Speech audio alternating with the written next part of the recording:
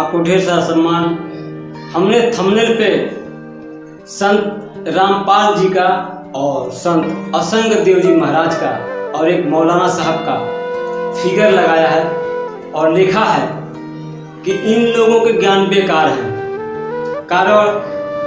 कारण कि वो जो ज्ञान देते हैं, जो भी ज्ञान देते हैं, वो चेक नहीं करते हैं कि हमारा ज्ञान हमारे समाज पे कितना प्रभाव डाला है।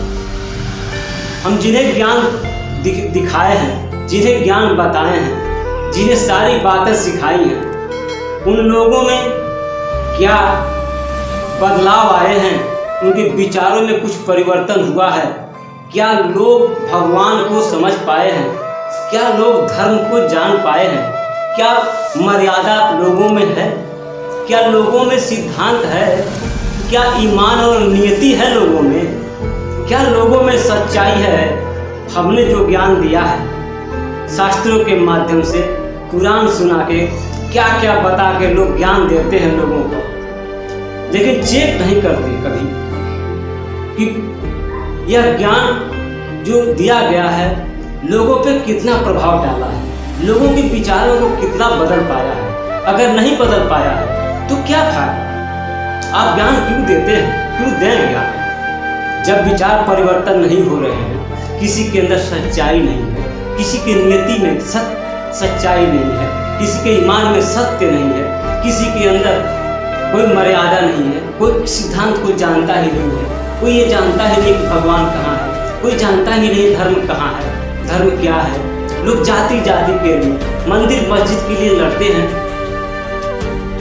स्वाभाविक आपके ज्ञान का असर नहीं है, स्वाभाविक है लोग नहीं जानते हैं आपके दिए हुए ज्ञान।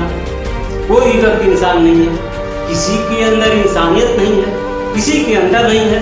आप दिखा दीजिए कोई अपने पद पे ईमानदार हो, कोई अपना काम ईमानदारी से करता हो, कोई आप दिखा दीजिए, कोई सत्य हो दिखा दीजिए, कोई ऐसा व्यक्ति दिखा दीजिए जो अभिमान में न हो, कोई ऐसा व्यक्ति दिखा दीजिए जो सच्चाई पे रहता हो, सिद्धांतवादी कोई दिखा दीजिए। आपके ज्ञान का कोई तात्पर्य नहीं है, कोई अर्थ नहीं है। लोग इस कान से सुनते हैं और इस कान से निकाल देते हैं। मनोरंजन के लिए आप सुनाते हैं और लोग मनोरंजन के लिए सुनते हैं, चौराहों पे बात करते हैं, आपस में बकझक करते हैं, अपने ज्ञान का झूठा दिखावा करते हैं, दूसरे के धर्म को बुरा करते हैं, अपने धर्म को अच्छा करते हैं, अपने संप्रदाय को का बखान करते हैं, तारीफ करते हैं, दूसरे के संप्रदाय का अपमान करते हैं। क्या ज्ञान है?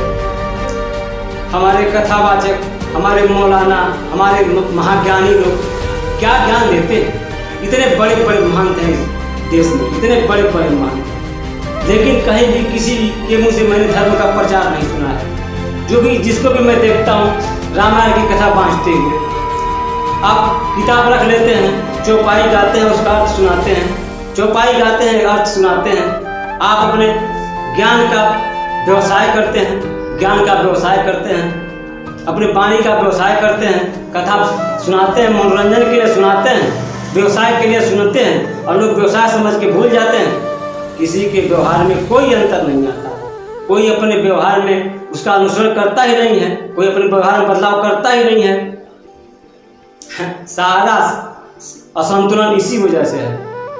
क्योंकि सिर्फ बताया गया है, सिखाया नहीं गया है। चाहे शिक्षा हो चाहे ज्ञान हो, शिक्षा भी दी जाती है तो अधूरी दी जाती है। सिर्फ सर्टिफिकेट के लिए लड़का पढ़ता है और स्कूल सर्टिफिकेट के लिए ही पढ़ाते हैं।